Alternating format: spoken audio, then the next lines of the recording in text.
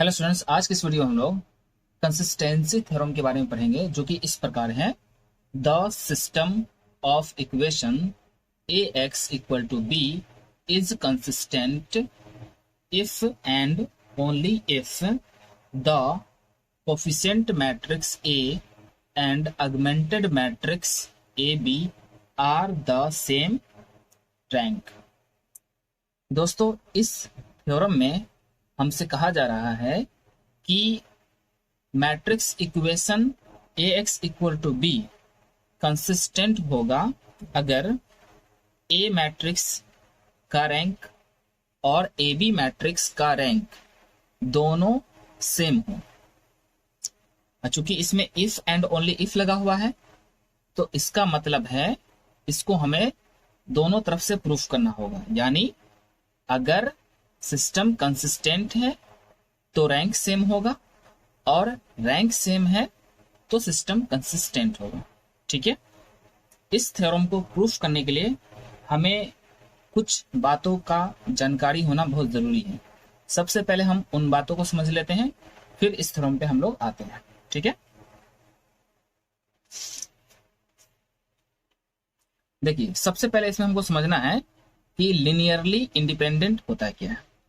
अगर मान लेते ये लिनियर इक्वेशन है हमारे पास, जिसमें लेमडा 1, लेमडा 2 और लेमडा n ये रियल नंबर्स होंगे, स्केलर्स होंगे, और x1, x2 और xn ये क्या है, वेक्टर्स हैं। ठीक है ना, कॉलम वेक्टर्स कर लीजिए या रो वेक्टर्स।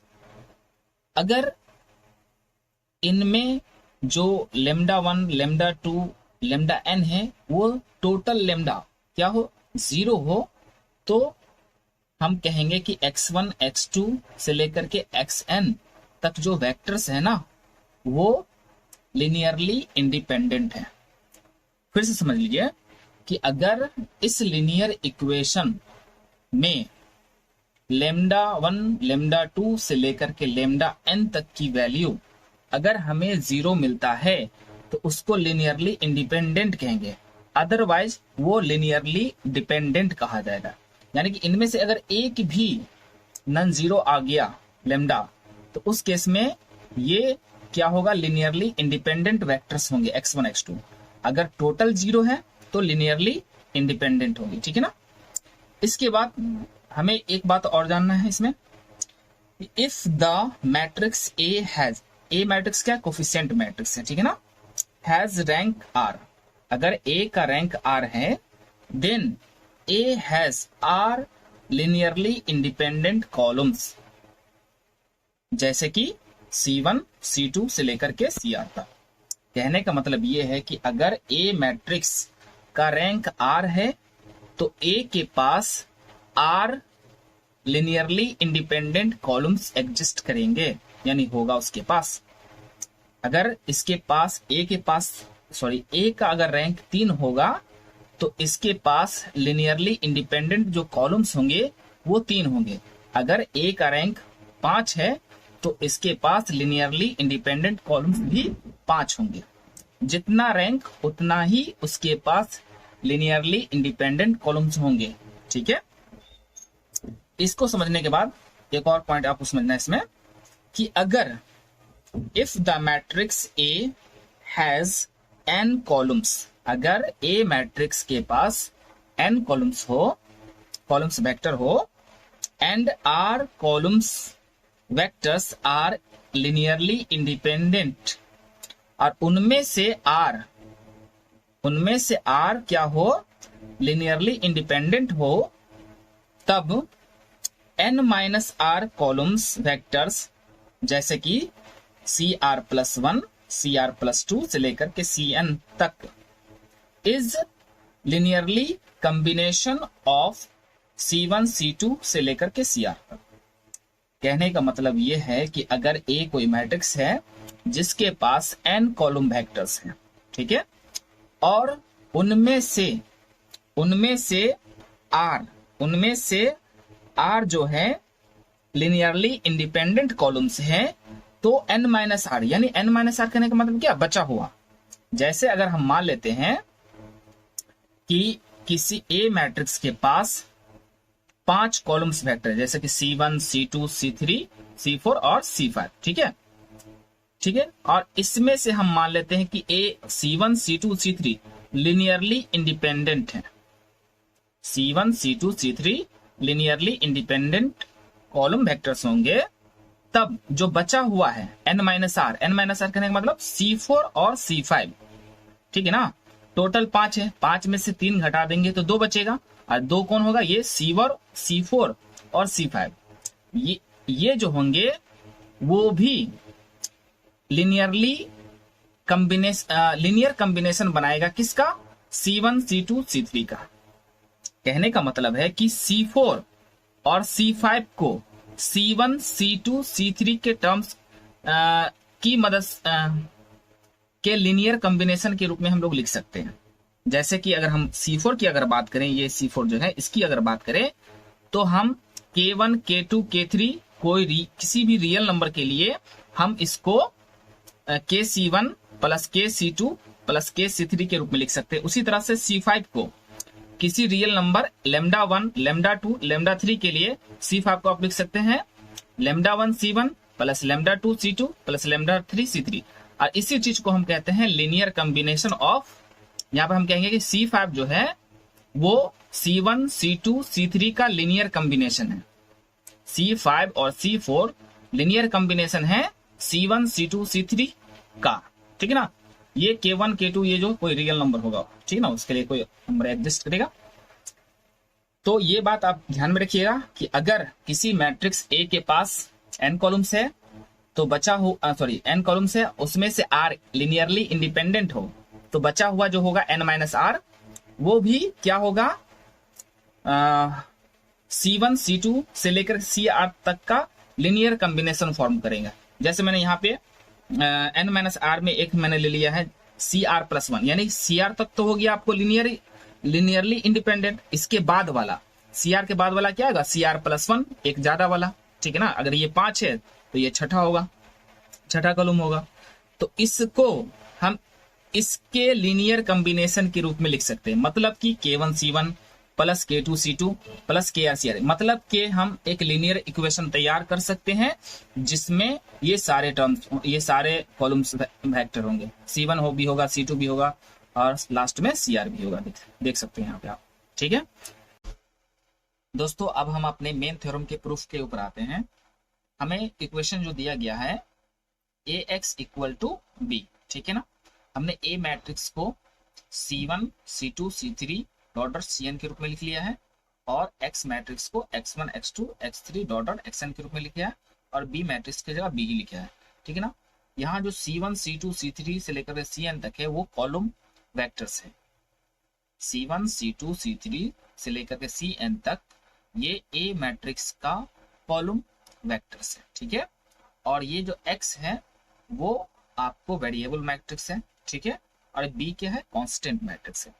अब इसको आपको एक्सपेंड करना है, ठीक है ना, यानी कि मैट्रिक्स मल्टीप्लिकेशन करना। आपको C1 को X1 से मल्टीप्लाई कीजिएगा, ठीक है, प्लस दीजिएगा, C2 को X2 से मल्टीप्लाई कीजिएगा, फिर से प्लस दीजिएगा, C3 को X3 से मल्टीप्लाई कीजिएगा, फिर से प्लस दीजिएगा। इसी तरह से ये मामला चलता रहेगा, और लास्ट वाले को लास्ट से, यानी Cn को Xn से, ठीक है ना। इक्वल टू B है तो इक्वल टू B दे देंगे, इक्वेशन इसको फर्स्ट मान लीजिए, ठीक है ना। अब हम मान लेते हैं कि जो A मैट्रिक्स है उसका जो रैंक है ना वो R है, A मैट्रिक्स का रैंक R है, ठीक है। तो then A has R linearly independent columns, जैसे कि C1, C2, C3 से लेकर के CR तक।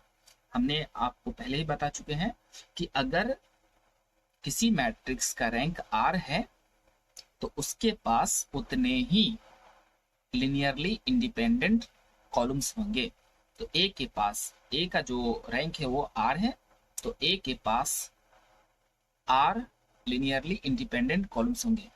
हमने उसको C1, C2, C3 से लेकर के CR तक मान लिया, ठीक है। और एक और बात ध्यान रखना है, जो n-r कॉलम्स होंगे, n-r कॉलम्स का मतलब बचा हुआ कॉलम्स, ठीक है ना, वो क्या होगा, लिनियर कॉम्बिनेशन होगा किसका, C1, C2, C3 से लेकर के CR तक का। जो A का बचा हुआ कॉलम्स है n-r, वो इन सभी वेक्टर्स का लिनियर कॉम्बिनेशन होगा। ठीक है, इस बात को भी आपको ध्यान में रखना है। अब आते हैं नेसेसरी कंडीशन पे, यानी हम मान के चलेंगे कि ये जो इक्वेशन है वो कंसिस्टेंट है। कंसिस्टेंट का मतलब होता है इक्वेशन के पास सॉल्यूशन होना, ठीक है ना, चाहे एक सॉल्यूशन हो या अनगिनत सॉल्यूशन हो। ठीक है, अगर सॉल्यूशन है तो उस सिस्टम को आप कंसिस्टेंट कह सकते हैं। तो हमने मान लिया है कि सिस्टम क्या है, कंसिस्टेंट है। ठीक है, तो हमें क्या प्रूफ करना होगा कि ए और ऑगमेंटेड मैट्रिक्स ए बी का रैंक सेम होगा। अगर ऐसा है A B A X equal to B consistent है, देन हमको प्रूफ करना है कि ए और ए बी मैट्रिक्स का जो रैंक होगा वो सेम होगा। ठीक है, इसके लिए हम क्या करते हैं, जो चूंकि कंसिस्टेंट है, कंसिस्टेंट होने का मतलब होता है सॉल्यूशन होना, तो मान लेते हैं कि ये जो इक्वेशन हमारे पास है, ये वाला इक्वेशन फर्स्ट, तो उसके इसमें जो वेरिएबल है x1 x2 x3 dot dot xn, इसकी वैल्यू हम मान लेते हैं x1 की वैल्यू k1, x2 की वैल्यू k2, x3 की वैल्यू k3 और xn की वैल्यू kn मान लेते हैं। सॉल्यूशन है तो कुछ ना कुछ तो वैल्यू निकल ही होगी। तो हमने मान लिया है कि x1 की वैल्यू k1 आया है, x2 की वैल्यू k2 आया है और x3 की वैल्यू k3 और लास्ट में xn की वैल्यू kn, और इनके जगह पर उन सभी को पुट कर दीजिए। तो पुट करने पे हमको कुछ इस तरह का नजर आएगा, k1 c1 plus k2 c2 plus k3 c3 dot dot kn cn equal to b। इसको इक्वेशन आप सेकेंड मान लीजिए। आई होप यहां तक समझ में आ गया होगा। अब इसके अगले वाले पार्ट पे हम लोग चलते हैं, ठीक है ना।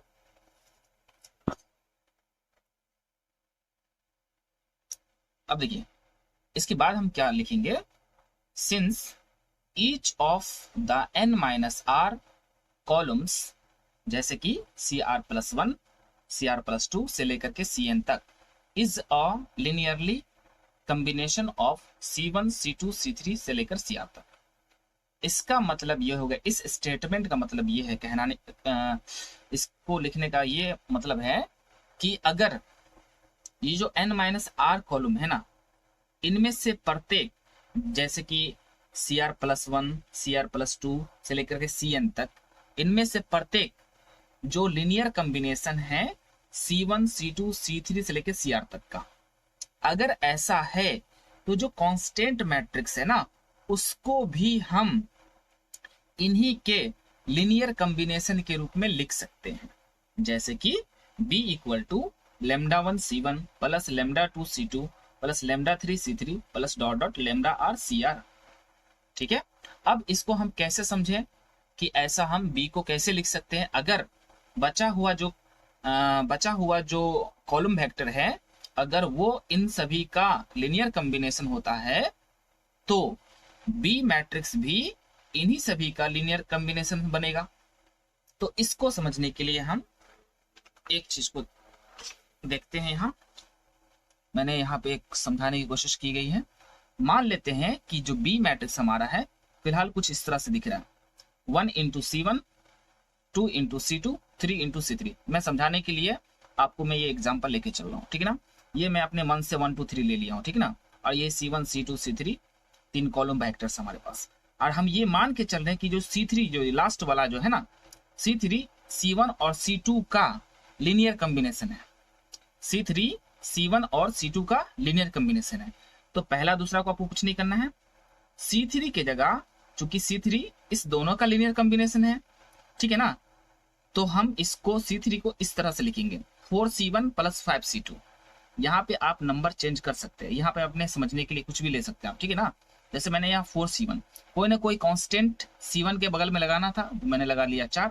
C2 के बगल में कोई कांस्टेंट लगाना था मुझे, तो उसमें मैं ले लिया हूँ 5। आप कुछ भी ले सकते हैं, ठीक है। ऐसा क्यों लिखें, क्योंकि C3 C1 C2 का लीनियर कॉम्बिनेशन। तो आप इसको इस तरह से इस फॉर्मेट में लिख सकते हैं, नंबर कुछ भी ले सकते हैं, लेकिन C1 C2 रहना ही चाहिए, ठीक है ना। अब इसको सॉल्व कीजिए, 3 4 जा 12 C1 और 3 5 जा 15 C2। अब यहाँ पे 12 C1 है, यहाँ पे 1 C1 है, दोनों को ऐड कीजिएगा तो 13 C1।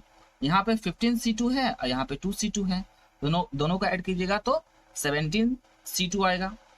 आप देख सकते हैं क्लियरली कि जो B मैट्रिक्स है वो दरअसल क्या हो गया, C1 और C2 का लीनियर कॉम्बिनेशन बन गया। बी मैट्रिक्स C1 C2 का लीनियर कॉम्बिनेशन। यही बात तो हम वहां कहना चाह रहे हैं। यहाँ पे देखिए, यहाँ पे C3 जो था इसका लीनियर कॉम्बिनेशन था। बचा C3 क्या है, मान लेते बचा हुआ ये n-r वाला है, ठीक है ना, ये इसका लीनियर कॉम्बिनेशन है, ठीक है ना। तो ये मैट्रिक्स इन दोनों का भी लीनियर कॉम्बिनेशन होगा, इसी बात को प्रूफ करना था, जो कि हम यहाँ पे कर चुके हैं। देख सकते हैं बी जो है, बी को हमने C1 और C2 की मदद से लिख दिया लीनियर इक्वेशन के रूप में, है ना। तो इसी आधार पे हमने यहाँ पे लिखा है, आप देख सकते हैं यहाँ पे बी इक्वल टू, चूंकि ये जो बचा हुआ वेक्टर्स है ये इसका लीनियर कॉम्बिनेशन है, इसलिए बी भी इसी का लीनियर कॉम्बिनेशन होगा, और इसको इक्वेशन 3 मान लीजिए। आप देख सकते हैं कि इसके पास मैक्सिमम जो कॉलम्स है, कॉलम्स वेक्टर हैं, वो R है। इस आधार पे हम कह सकते हैं कि जो ए बी मैट्रिक्स है उसका जो मैक्सिमम नंबर ऑफ कॉलम्स होगा वो R होगा, और इसलिए हम कहेंगे कि ए बी मैट्रिक्स का रैंक R है।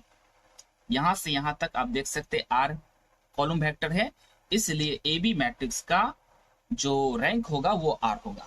इस तरह से हमने इस बात को प्रूफ कर दिया है, ठीक है। अब इसका कन्वर्स लेके चलना, यानी सफिशिएंट कंडीशन, मतलब कि अब यहाँ पे उल्टा मानना है।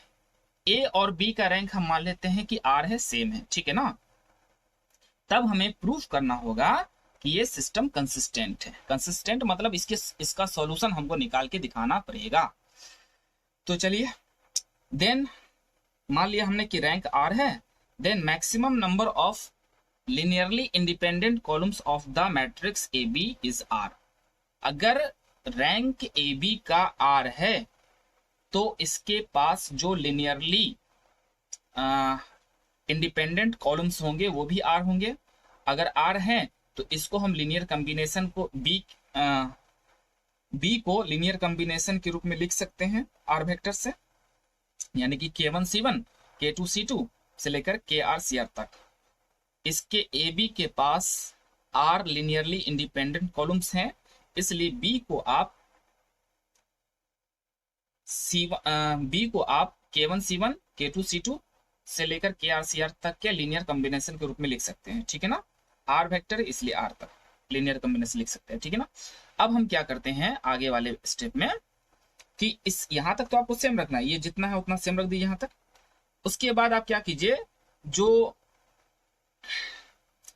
बचा हुआ वेक्टर से, यानी n-r वेक्टर्स, कौन सा vectors, n-r vectors, n-r vectors यानी CR+1 CR+2 और लास्ट वाला Cn, इसको भी हमको लेके चलना है। तो क्या कर सकते हैं हम, 0 इंटू CR+1, 0 इंटू CR+2 और 0 इंटू Cn लिख सकते हैं। यानी कि हमने इस वाले पहले वाले इक्वेशन में क्या कर दिया, 0 का ऐड कर दिया। इससे तो कोई फर्क पड़ेगा नहीं ना। अब देख सकते हैं फिर से, यहां तक सेम है, ऊपर वाला यहां तक सेम है। इसमें हमने क्या किया, 0 इंटू CR+1, ये तो 0 ही होगा, ऐड कर सकते हैं। इसी तरह से यहाँ भी है, उसी तरह से यहाँ भी है। इक्वेशन 4 मान लीजिए। अब क्या करना है, 1 और 4 को कंपेयरिंग करना है, तुलना करना है, ठीक है। तो हम करके देखते हैं। पहले तो हम देखते कि 1 किधर है। 1 हमारे पास जो है इक्वेशन 1 और इक्वेशन 4 दोनों की जरूरत है हमें। इक्वेशन 1 तो ये रहा, इक्वेशन 4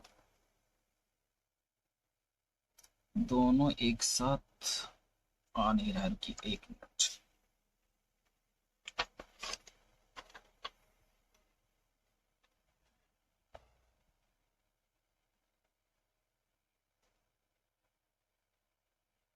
देखिए, ये हो गया इक्वेशन 1 और ये वाला हो गया इक्वेशन 4, ठीक है ना। अब देखिए जरा गौर कीजिएगा कि यहां पर C1 के इंटू में x1 है, यहाँ पे C1 के इंटू में K1 है, यानी हम कह सकते हैं कि x1 की वैल्यू K1 है, ठीक है। उसी तरह से C2 के इंटू में x2 है, यहाँ C2 के इंटू में K2 है, तो यानी x2 की वैल्यू K2। उसी तरह से C3 के इंटू में x3 है, और यहाँ C3 के इसमें तो एक ही टर्म, इससे आगे वाला होगा, ठीक है ना, नहीं लिख पाए हैं यहाँ पे, आप लिख दीजिएगा। तो उसी तरह से x3 की वैल्यू K3 आता, और लास्ट में आप देख सकते हैं यहाँ पर लास्ट वाला जो हो जाएगा यहाँ पे